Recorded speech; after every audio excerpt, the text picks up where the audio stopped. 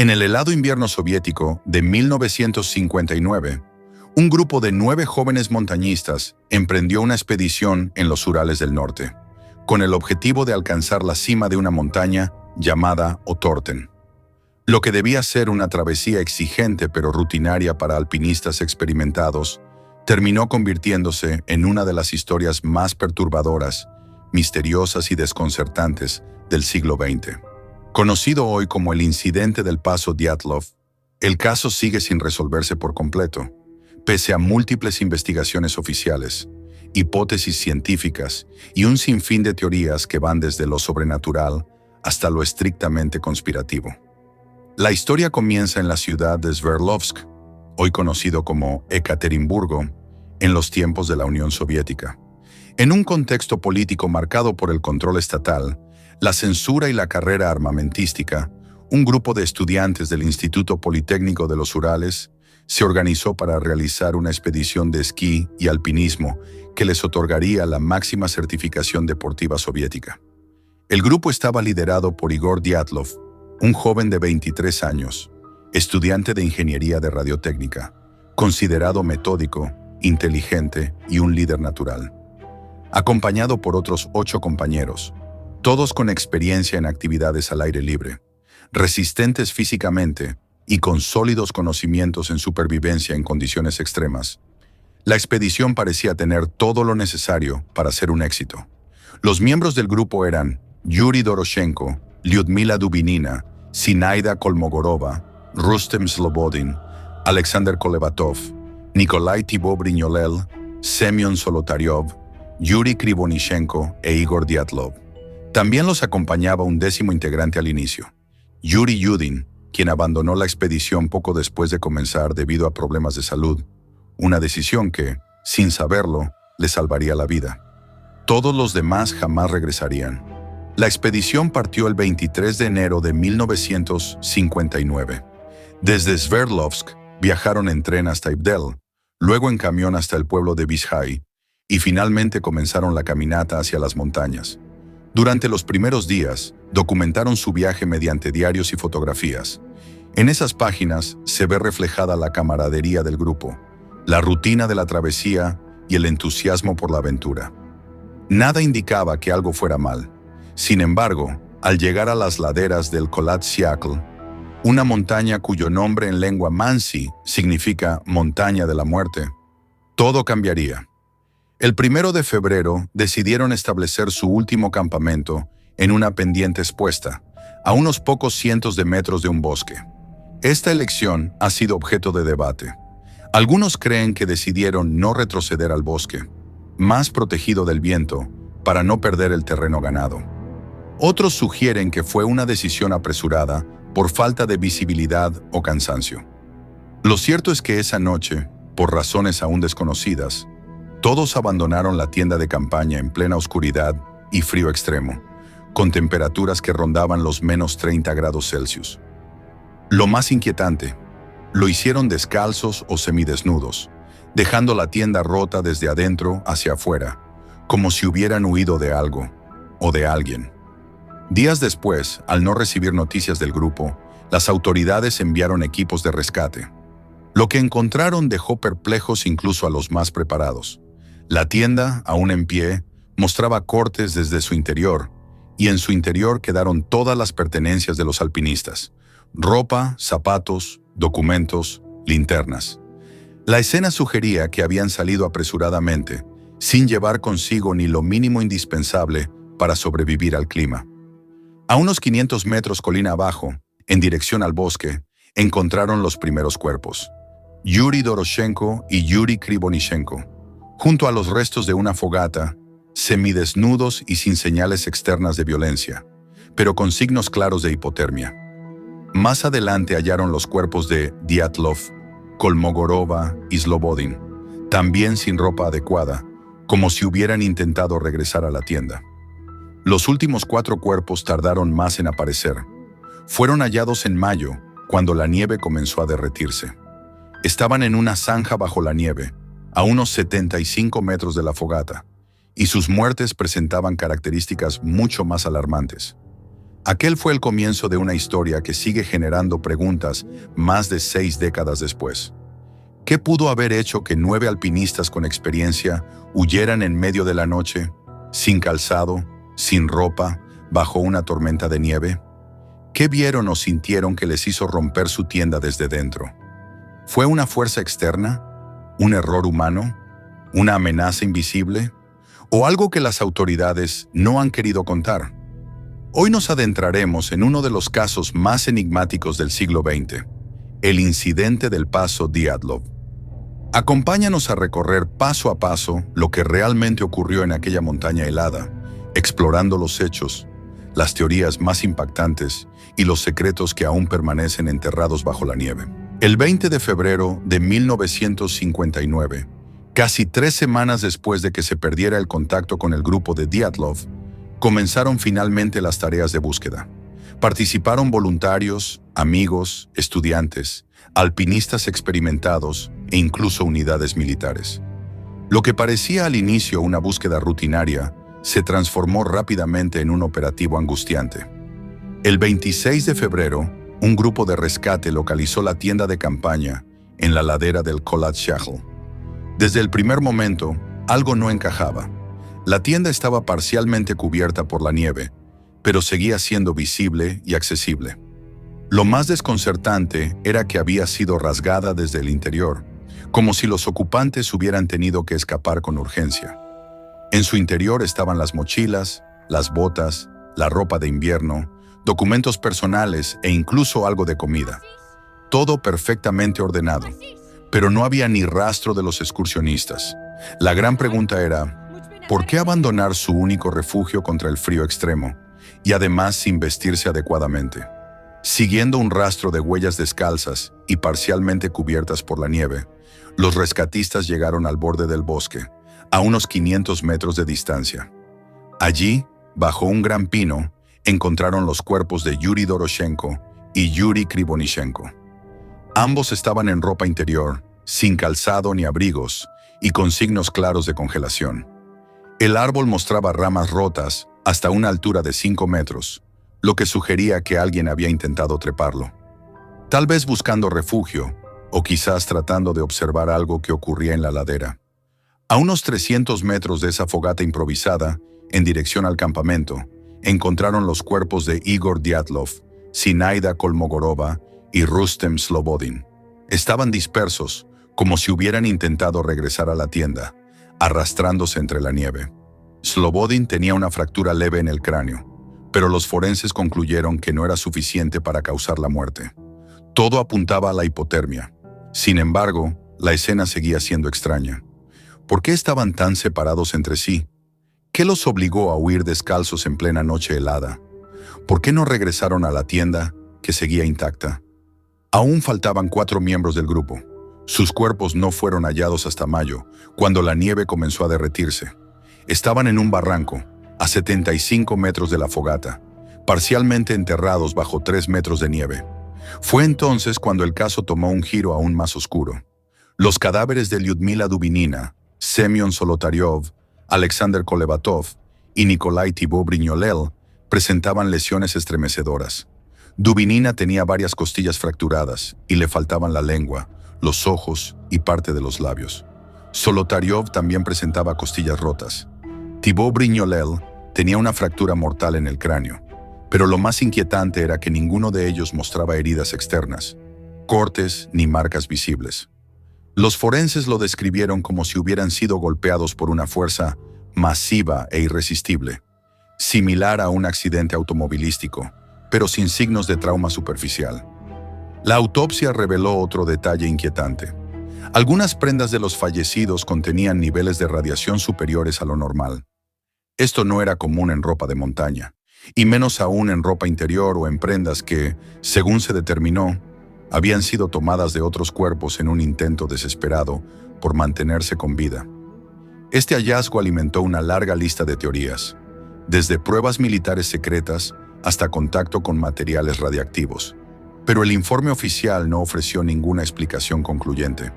Las inconsistencias se acumulaban: la tienda rasgada desde adentro, los cuerpos sin abrigo ni calzado, la posición en que fueron encontrados, las lesiones internas sin señales externas, la radiación, los órganos faltantes. Todo parecía sacado de una pesadilla. Cuando las autoridades soviéticas cerraron la investigación, lo hicieron con una frase que, en lugar de calmar, solo avivó el misterio. La causa de las muertes fue una fuerza natural desconocida. No se identificaron culpables, no se ofrecieron explicaciones, y lo más preocupante, el acceso a la zona fue restringido por el gobierno durante años. La información se mantuvo bajo reserva, los archivos fueron sellados, y el caso prácticamente desapareció de la discusión pública. Para las familias, fue una pérdida devastadora.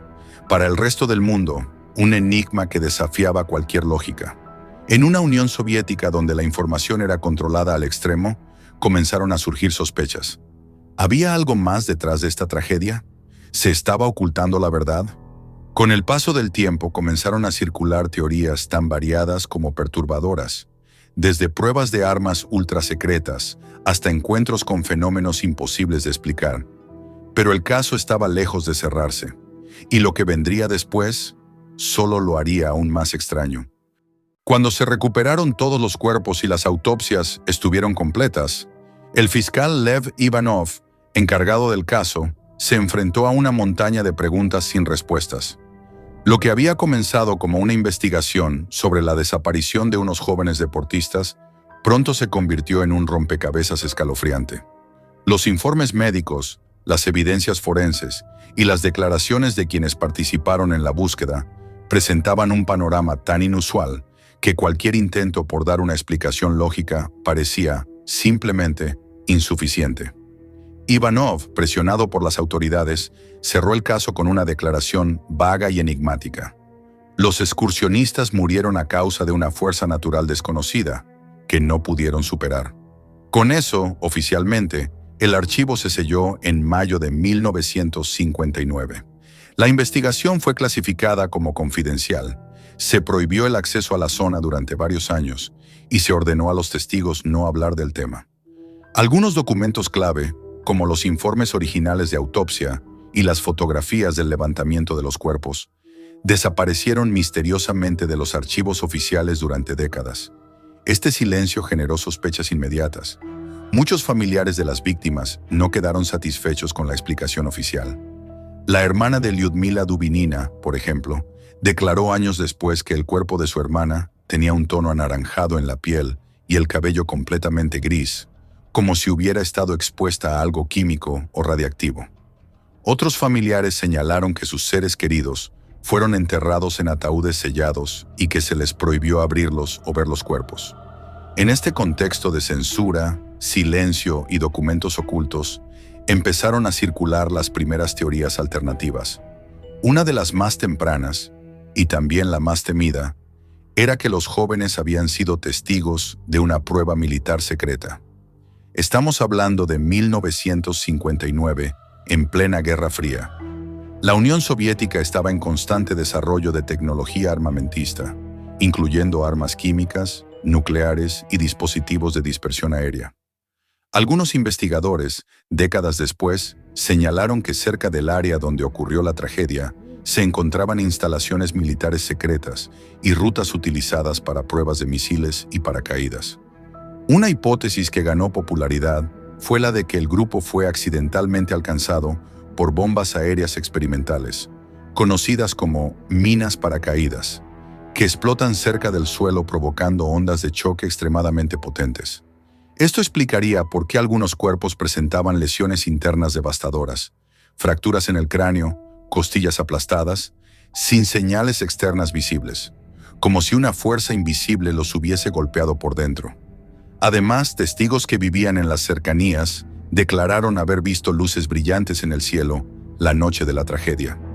Incluso hay informes policiales y militares que mencionan esferas luminosas sobrevolando la región durante esas fechas, lo que sugiere que algún tipo de ensayo o fenómeno aéreo tuvo lugar.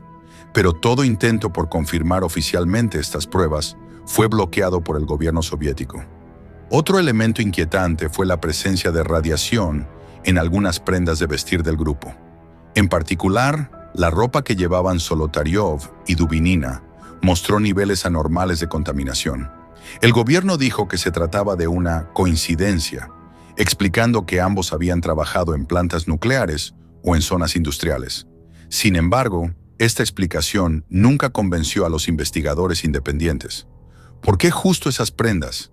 ¿Y por qué solo algunas personas tenían rastros radiactivos, si todos compartían ropa?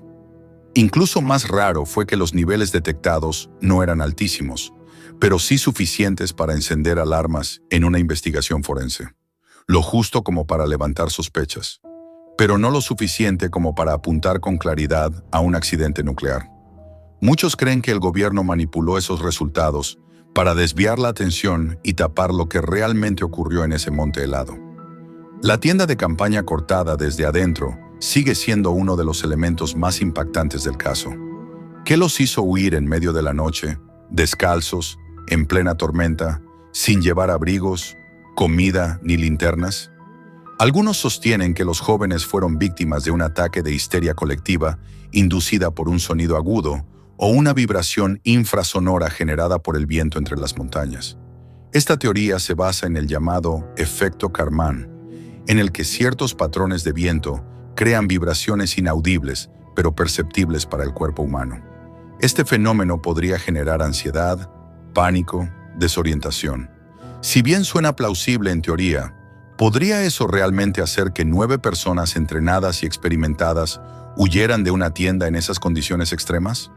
Otros sugieren que el miedo provino de algo más tangible, una presencia, un peligro físico. Se ha especulado con la posibilidad de un enfrentamiento con otros humanos, militares, cazadores o incluso miembros de una tribu indígena. Pero no se hallaron rastros de otras personas en la zona y no hubo signos de lucha o armas. Sea cual haya sido la causa, lo cierto es que el gobierno soviético se ocupó rápidamente de cerrar el caso y silenciar a todos los involucrados. La zona fue clausurada por más de 3 años. Cualquier persona que intentara investigar por su cuenta era desalentada o, directamente, vigilada. El propio fiscal Ivanov reconoció décadas después, ya durante los años 90, que se le ordenó cerrar el caso sin llegar a una conclusión clara. En sus memorias, confesó haber visto evidencia de objetos voladores no identificados en las montañas, pero que fue obligado a eliminar cualquier mención al respecto en los documentos oficiales. ¿Por qué el Estado soviético habría querido ocultar esta tragedia? ¿Acaso fue una prueba militar que salió mal y mató accidentalmente a 9 ciudadanos? ¿O tal vez hubo algo más, algo que ni siquiera las autoridades podían explicar del todo? El aura de secretismo, las omisiones en los informes, la destrucción de evidencia, los testimonios contradictorios y la repentina clausura del caso contribuyeron a que el incidente Dyatlov pasara de ser una tragedia a convertirse en uno de los mayores misterios del siglo XX. Pero esto era solo el comienzo. Las teorías más escalofriantes todavía estaban por surgir, alimentadas por décadas de dudas, especulaciones y el implacable paso del tiempo, que solo hizo más grueso el velo de incertidumbre. A medida que los años pasaban y los archivos del caso Dyatlov seguían siendo clasificados o incompletos, el misterio empezó a crecer por sí solo. Lo que en un principio fue una tragedia de montaña, se convirtió en uno de los enigmas más inquietantes del siglo XX. El interés en el caso no tardó en expandirse más allá de los investigadores rusos. Periodistas, escritores, teóricos de la conspiración e incluso cineastas de todo el mundo comenzaron a preguntarse lo mismo.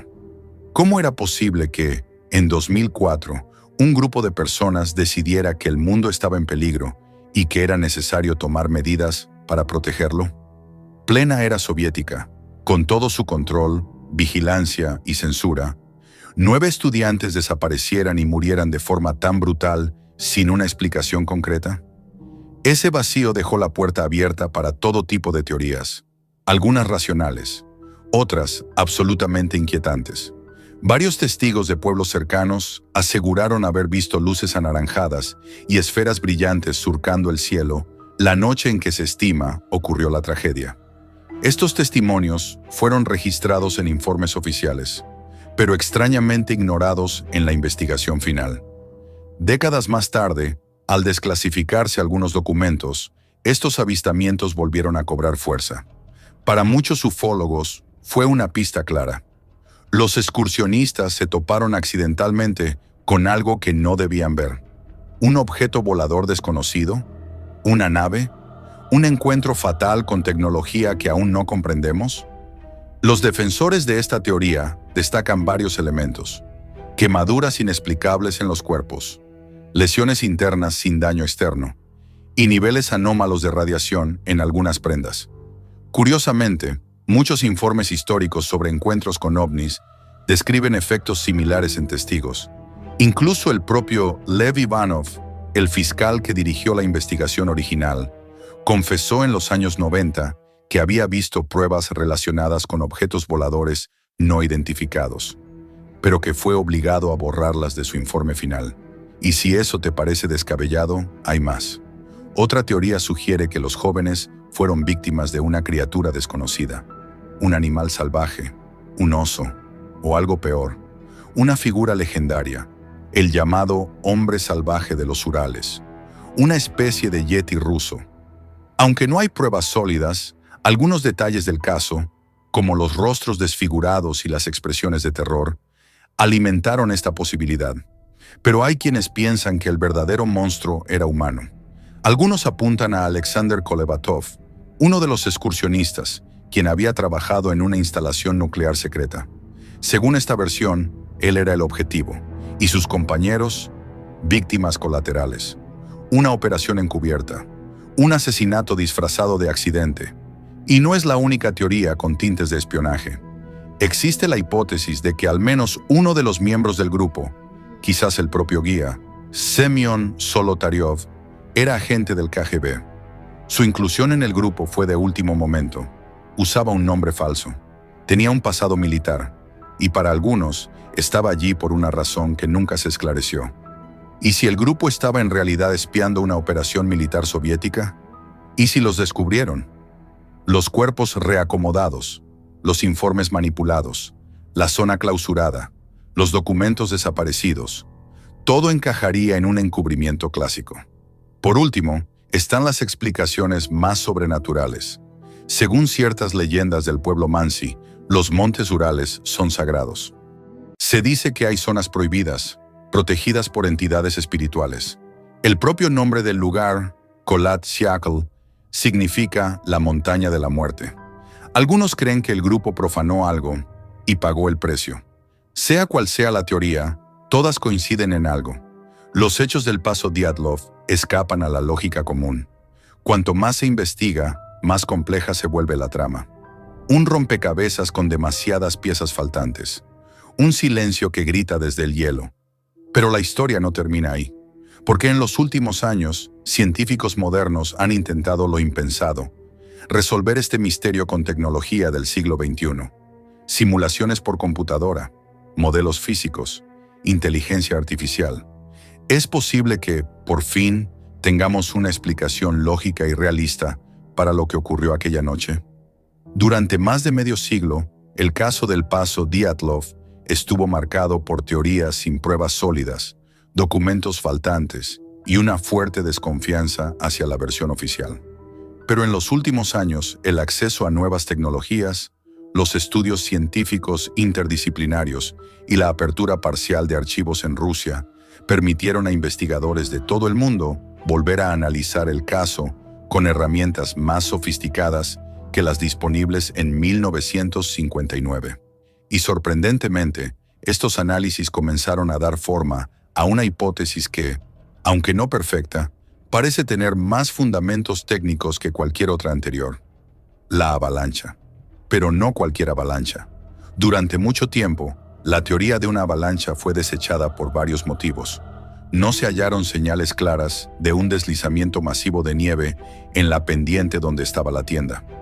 Algunos cuerpos fueron encontrados a más de 1 kilómetro de distancia, sin haber sido arrastrados.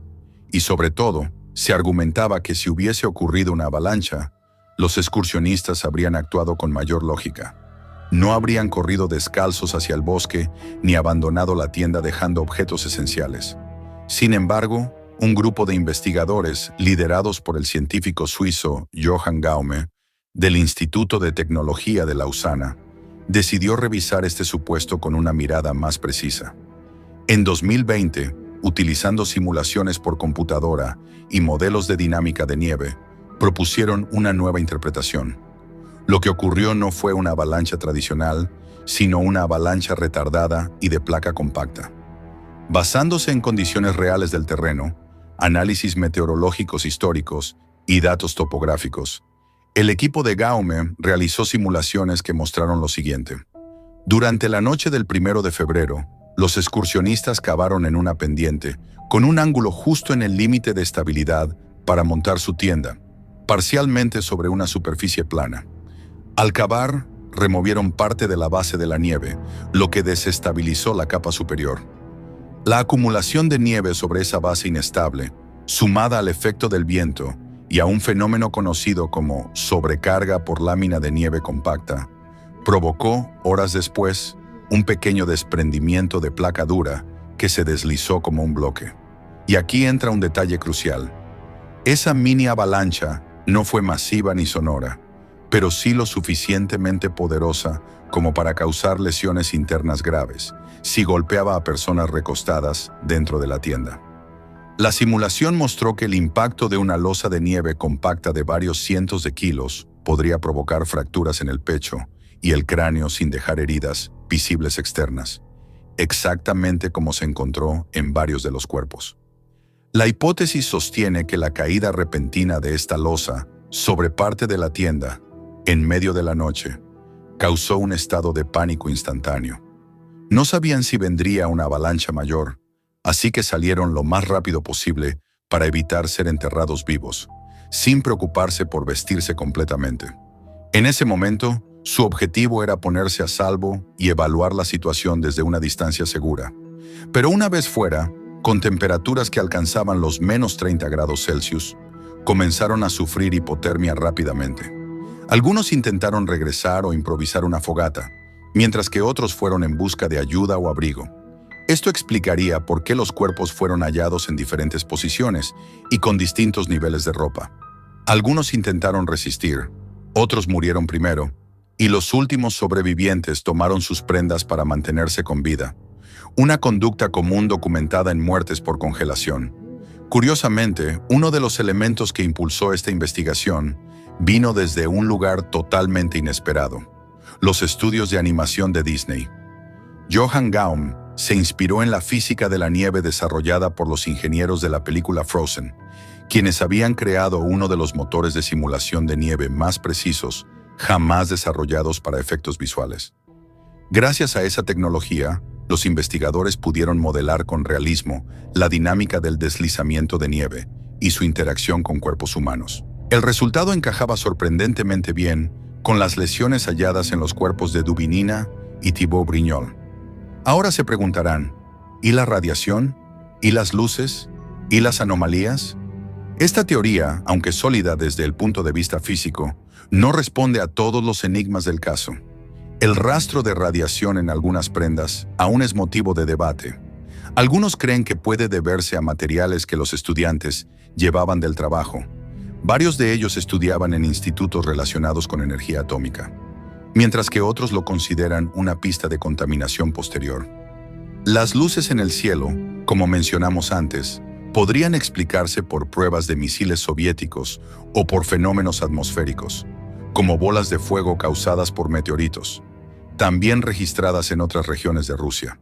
Y las expresiones de miedo extremo en los cadáveres podrían deberse tanto al trauma físico como al pánico inducido por la avalancha y el frío extremo. Aunque esta hipótesis basada en simulación no explica cada aspecto extraño del caso, es la más cercana a una reconstrucción científica coherente, respaldada por datos, modelos físicos y el comportamiento humano en condiciones extremas. Incluso el fiscal ruso Andrei Kuryakov, que lideró la reapertura oficial del caso en 2019, llegó a la misma conclusión. Una pequeña avalancha sorprendió al grupo, provocó pánico, lesiones fatales y una cadena de decisiones desesperadas en medio del frío letal. Aún así, muchos se resisten a aceptar esta explicación, porque el paso Dyatlov no solo es un caso policial o científico, sino también un enigma que ha capturado la imaginación del mundo entero.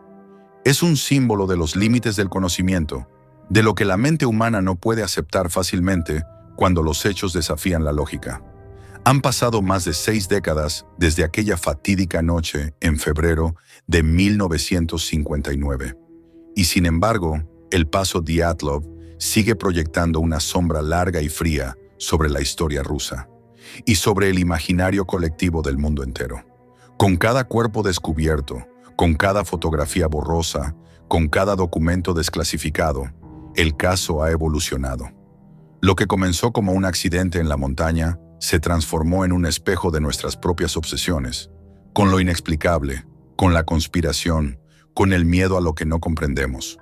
A lo largo de este documental, recorrimos desde los hechos confirmados hasta las teorías más alocadas. Exploramos los perfiles de los excursionistas, personas jóvenes, brillantes y llenas de vida que buscaban superar un desafío. Vimos cómo una investigación plagada de inconsistencias alimentó sospechas, y cómo la ciencia moderna, apoyada en simulaciones de precisión y análisis forense, intentó aportar claridad a un caso donde la lógica parecía haberse congelado junto con las víctimas.